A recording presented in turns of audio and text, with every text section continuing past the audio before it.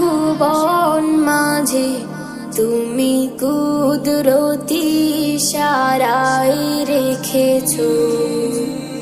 এই শ্যামল পৃথিবীর চিত্রখানি তুমি নিপুণ তোমার হাতে এঁকেছো।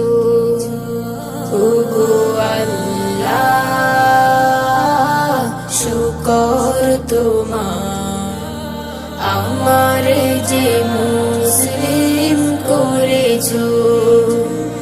ওগো আল্লাহ, শুকর তোমার, আমার যে মুসলিম করেছো। তুমি সাগরে